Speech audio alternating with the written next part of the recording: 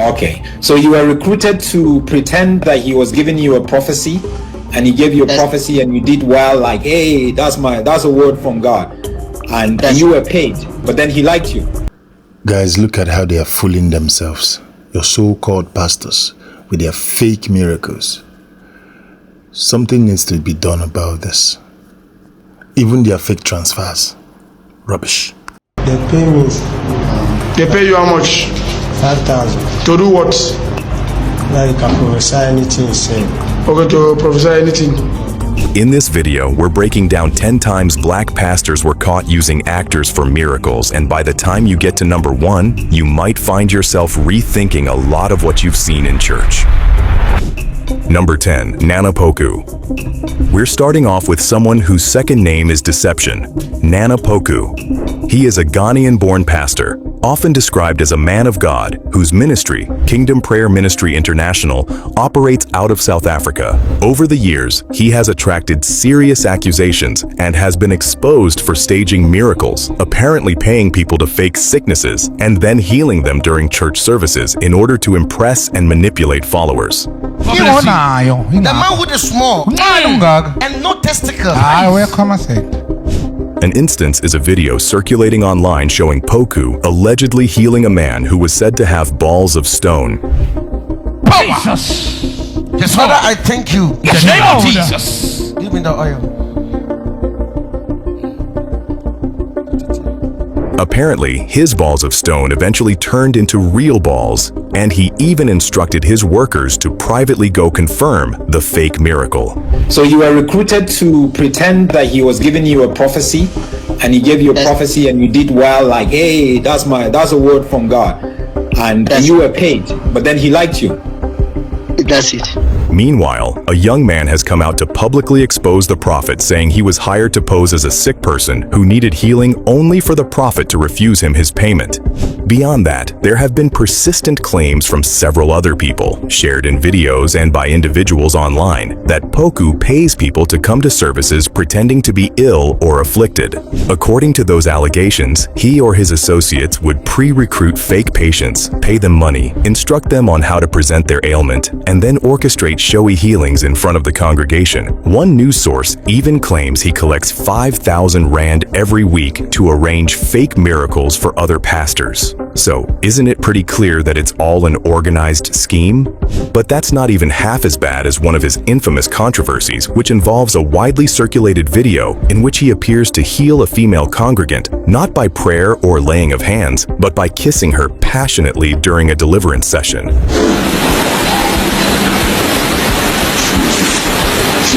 The footage shows him locking lips with the woman for about 25 seconds, after which church members begin to shout and celebrate. Because of these controversies, the kissing healing, allegations of paid actors or followers pretending to be sick, and claims of regular compensation for miracle actors, many now regard Prophet Nana Poku as a classic example of a so-called false prophet. Now, thanks to the video leaks and whistleblowers, the world can see him for who he truly is. Number 9. Johnson Suleiman. Apostle Johnson Suleiman, the leader of Omega Fire Ministries International, has been at the center of serious accusations that question whether his so-called miracles and miracle money are genuine or part of a well-orchestrated show. The most persistent controversy involves claims that he tells congregants their bank accounts will receive money by cash-dropping angels and then has members flash phone screens to show the so-called alerts. Another one here again.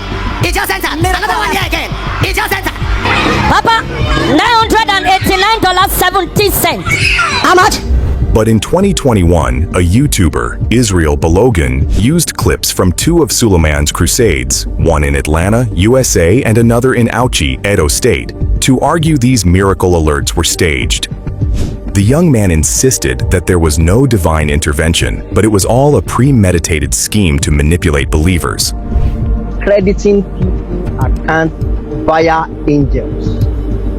That make God a liar. However, supporters of Suleiman insist that miracle money is biblical and real. Another pastor, Jeremiah Omoto Fufeyin, who is another case on his own but we'll get to that later, publicly defended the concept. He even referenced the idea that Jesus once told disciples to catch a fish that contained money to pay Jesus's tax, as he used scripture to justify such miracles. But obviously, Suleiman wasn't going to let the whole thing slide. When Balogun went public, Suleiman responded aggressively.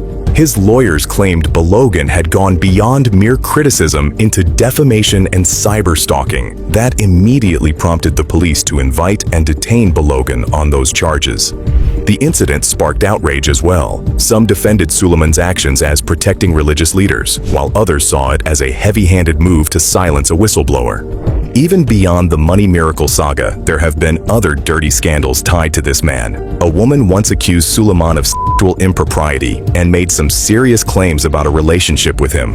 In that case, the woman later publicly recanted her allegations, and that made people wonder if the original claim was genuine and the man of God was just trying to silence her. Before we move on, I'd like to ask you a small favor. If you appreciate this content, please take a second to like this video and subscribe to the channel.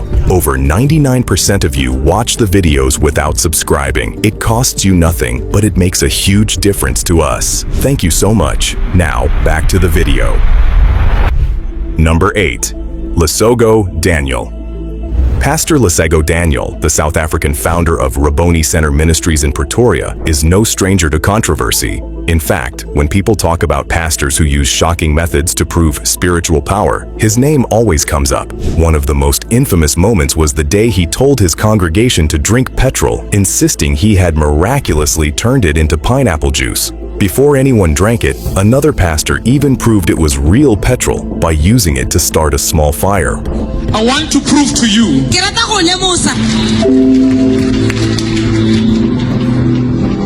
if it is fuel, it will burn quickly.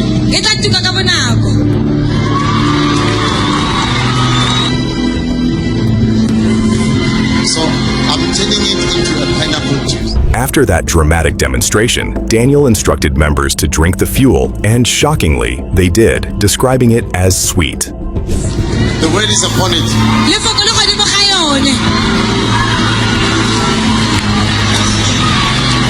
How is it?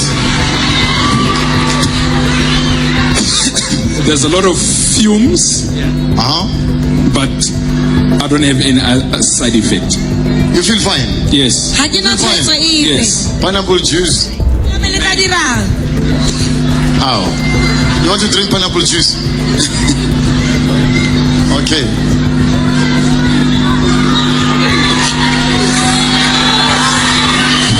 Wait.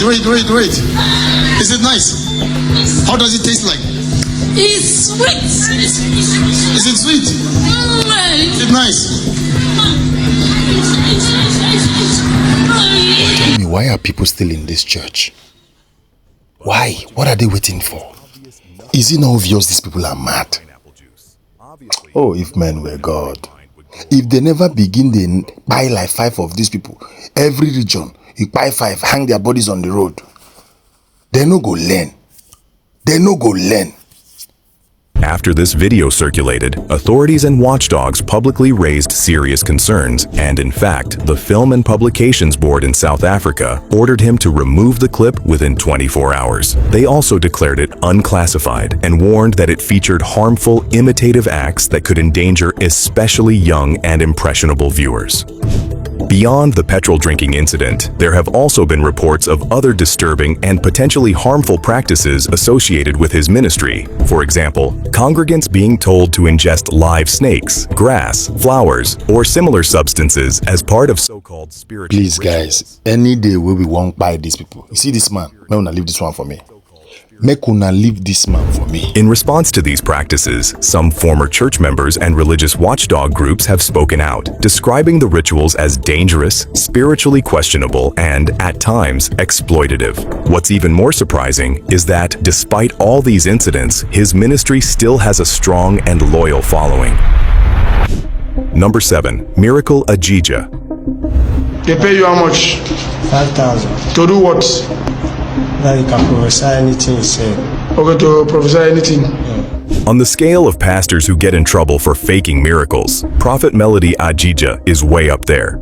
This man is founder of Lightway Ministries, also known as Last Bus Stop, in Warri, Delta State, and he was once arrested after a widely circulated video clearly showed him confessing to staging miracles. Here, he admitted to hiring individuals, paying them 5,000 naira each, to pretend to be sick or afflicted so that he could heal them publicly and make the church appear powerful. The woman that pretended to be a witch in your church, where did you get her from? One of the accomplices also admitted during police questioning that he was hired from Edo State to give fake confirmations of prophecies during services, effectively acting as a miracle agent for Ajija. Obviously, every healing that ever took place within the four walls of the church was not a spontaneous act of faith, but paid performances designed to deceive worshipers. But beyond staging healings, the allegations went even deeper. Some claimed that offerings from church members were used to buy personal property for Ajija, rather than for genuine ministry or humanitarian work. When confronted publicly, Ajija denied the allegations. He even claimed the confession video was made under duress by police and petitioned top police authorities demanding an apology and retraction. He argued he was being blackmailed over a separate dispute. He said he had donated 35 million naira for the construction of a chapel for the police division, a project which actually never materialized. Still, a court case he filed against the police, seeking about 2 billion naira in damages, was ultimately thrown out. The court ruled that filming suspects while obtaining confessional statements under the relevant law was permissible. That decision stands, meaning the confession and the claims remain on public record. Because of the leaked video, the arrest, the accomplice's statements, and the court's judgment, many now treat Melody Ajija as an open example of a fake miracle pastor. What was supposed to be spiritual healing, many now say, was nothing but a staged performance. They were nothing but lies paid for with money. Number 6. David Owor.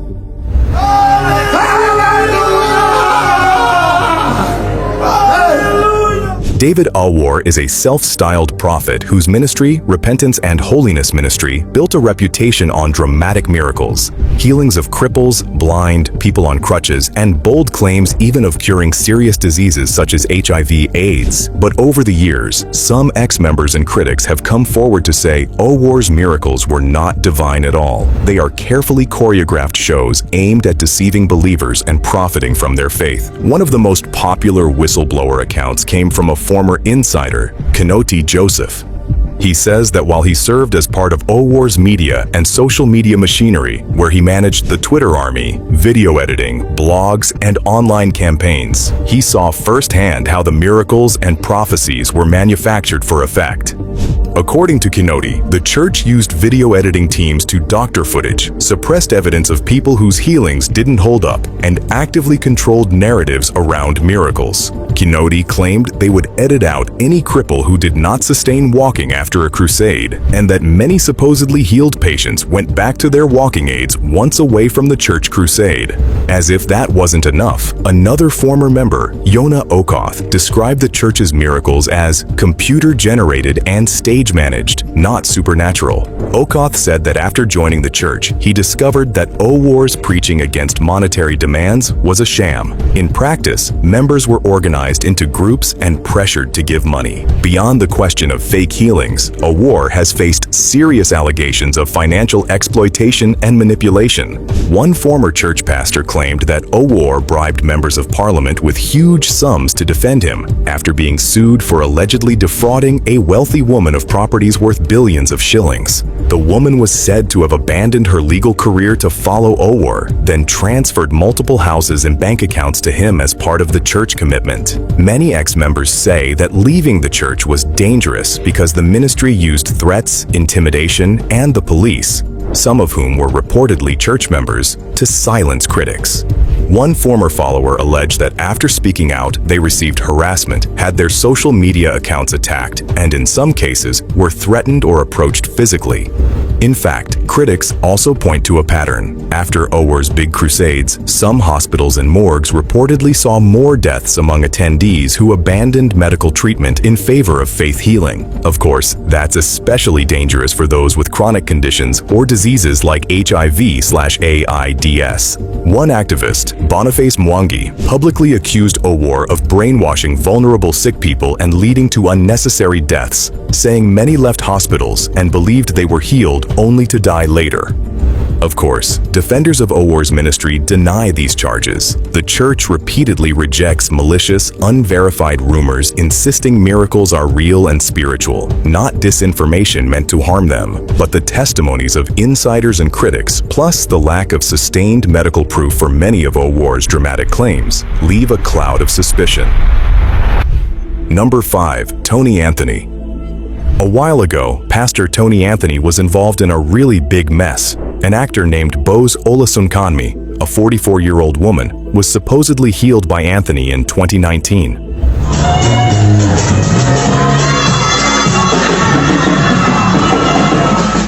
The only problem is, this same woman appeared in multiple footage to stage miraculous healings. She recounted that after sustaining injuries from an accident, she was approached by a woman named Fatila Musa. Fatila told her she could make money by pretending to be disabled, then attend miracle church services where pastors would heal her. According to Bose, the first church she was taken to was Radiant Army Deliverance Ministry in Ogba, Lagos, where she met Tony Anthony, who gladly paid her for fake miracles. She described a rehearsal at home where she learned exactly how to make her arm hang limp. At the church, during a service, he placed a towel on her arm, prayed, then supposedly healed her by having her gradually drop her hand, pretending it was miraculous. She said she was paid 9,000 naira for that first performance. However, after the first act, Tony Anthony publicly claimed he had helped her with 1 million naira, but she never received that amount. She alleged that she was also part of a network. Every time she performed and was healed, she got small payments. After several church visits, even outside Lagos at different churches and pastors, the story gained traction after she was reportedly arrested by police in Lagos when several videos of her healings had already circulated. The police charged that she was a repeated actor used by multiple pastors for deceptive healings. As a matter of fact, this scandal uncovered a miracle syndicate that recruits vulnerable people who are often broken, desperate, or poor, then builds dramatic healings and deliverance sessions around them. Afterwards, congregants are asked for offerings, seed sowing, or donations, meaning the loot comes from genuine worshipers, deceived into believing in divine power. I am lying, eh? They should carry us down to court. However, Bose has since voiced regret. She said poverty drove her into the scheme. After years of acting, moving from church to church and collecting small sums, she realized it was all a lie that enriched pastors at the expense of believers' faith. Number 4. Jeremiah Fufeyin. Jeremiah Fufeyin is the highly controversial man who leads Christ Mercyland Deliverance Ministries, based in Ephraim, Delta State. Over time, he has become a lightning rod for controversy, not for a single scandal, but a litany of claims that his miracles were fueled not by divine power, but by commerce and deception. To add fuel to the fire, a social media influencer, Very Dark Man, publicly challenged Fufeyin. He claimed the miracle products that Fufeyin sells failed tests and accused the prophet of deception. In response, Fufeyin reportedly filed a 1 billion naira defamation lawsuit against him. By then, the move was seen by many critics as an attempt to silence dissent rather than defend truth. Earlier, in 2022, in another twist, a pastor claimed he had helped Fufeyin stage fake miracles. This man paid actors to make up false healings, dramatic but false displays. The confession went public, but soon after, the church's spokesperson denied it, calling it a blackmail attempt and saying the alleged confession was part of a plot to defame Fufeyin. According to the spokesperson, the man who claimed involvement could not produce his co-conspirator, and police investigations thereon were inconclusive. In 2024, a full-scale scandal erupted when Nigeria's regulatory body, NAFDAC, publicly exposed and condemned Fufeyin's so-called miracle products. This included waters, soaps, perfumes, and oils, saying none was registered or approved, labeling them fake, and warning the public against buying them. Apparently, investigators from NAFDAC had secretly bought one of the so-called miracle waters from the church and discovered that the water was unregistered. The head of the ministry denied the purchase represented them, claiming only the label belonged to the church. Because of all this, unapproved miracle products, regulatory warnings, investigations, a public critic, and a pastor's accusation, many now view Fufeyin to be nothing but a showman. Yet Fufeyin and his supporters counter by calling the allegations false, saying all the videos are doctored, accusing enemies of blackmail, and framing the criticism as attacks on genuine spiritual work. Unfortunately for him, in the battle between belief and evidence, many remain unconvinced. Number 3. Prophet Obinim. Bishop Obinim, founder of the International God's Way Church in Ghana, has for years been among the most polarizing pastors in the country. Many people label him a fake prophet because his dramatic miracles and deliverances appeared to be far from divine, orchestrated, and built on deception.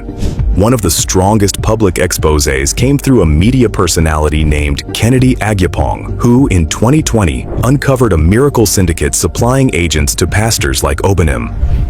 That is a fake goal, and I will show everything because also put evidence, and I'm giving you evidence why we are fake, Pastor. According to Agyapong, a female agent was in charge of mobilizing people, even children as young as 12, coached them on how to pretend to be disabled or afflicted, then supplied them to churches to fake miracles and healings for a fee. Countless critics have called him a charlatan, saying that the spectacle is designed not to help people, but to shock, draw crowds, and enrich himself under the guise of divine power. As if that were not enough, Obinim has faced some serious criminal and fraud allegations. In August 2016, he was arrested by police over a reported fraud case running into millions. A complainant accused him of failing to deliver on a promised ritual and demanded a refund of the money. These were allegations that the police confirmed and began investigating. Around the same time, he was also accused of publicly flogging 2 teenage members of his church, where one allegedly pregnant after accusing them of fornication and abortion.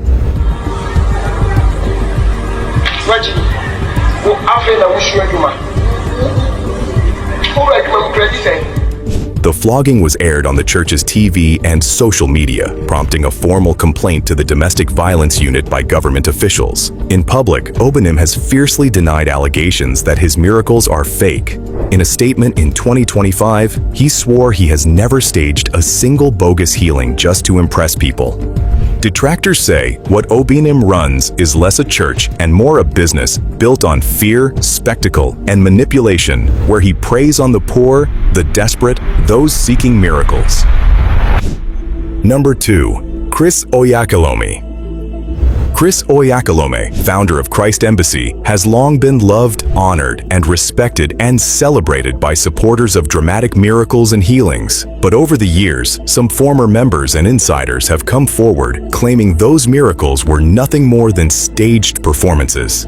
One of the most serious accusations came from an anonymous church member in South Africa who said that before a big event, the Night of Bliss at Johannesburg Stadium, he was offered thousands of rand to pretend to be physically disabled. He said he was supposed to sit in a wheelchair, act lame, and at the event get healed by Pastor Chris on live TV. He recounted that once the pastor prayed, he was to stand up and walk, making it look like a miracle. He claimed there were even rehearsals. People were coached to fake illness, children wheeled around, even though healthy, and carefully crafted background stories about each fake patient to make the healing appear real. Another potential actor said he refused the offer because he felt using God's name to deceive vulnerable believers was immoral.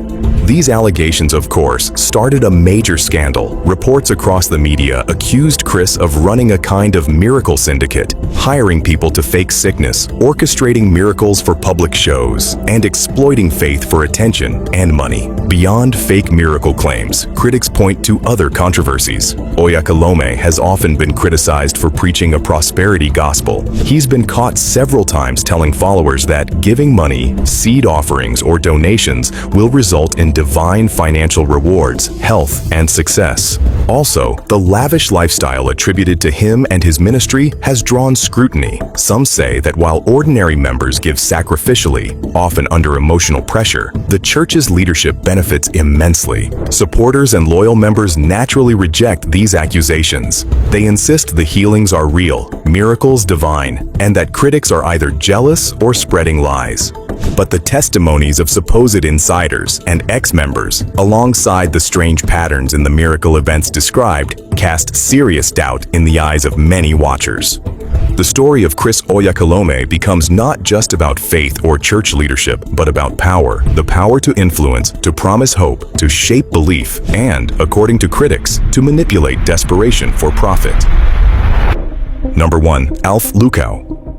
The one and only Alf Lukau is one of the most frequently disgraced preachers involved in fake miracles. Besides his viral dramatic fake resurrection involving a paid actor who eventually passed on, multiple former insiders and investigative reports say that many of the dramatic healings said to happen in his services were staged. According to one expose, the church paid people to pretend they were crippled or terminally ill so that during services they could be healed.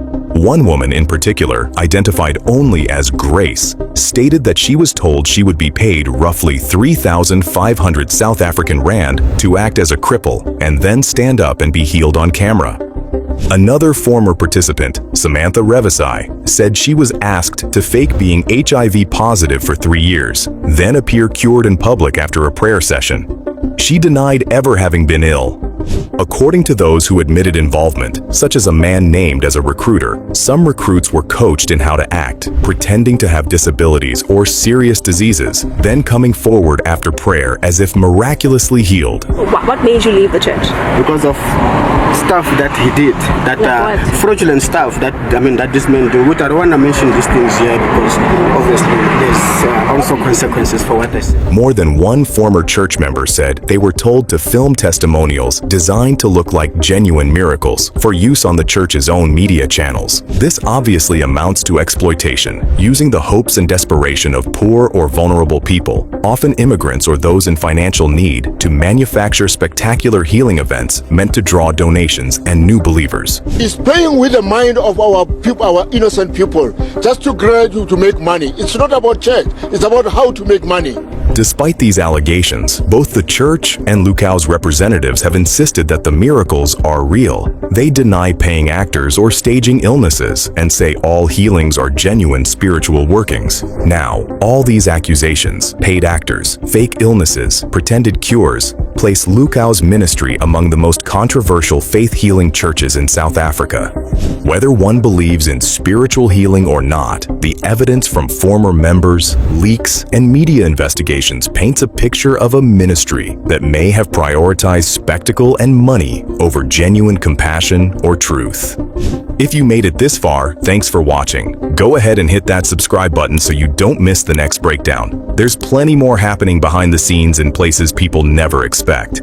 And before you go, jump into the comments and tell me which moment surprised you the most. I read everything, and your thoughts could just be what we cover next. Check out our next video on 12 times miracles were clearly faked in church.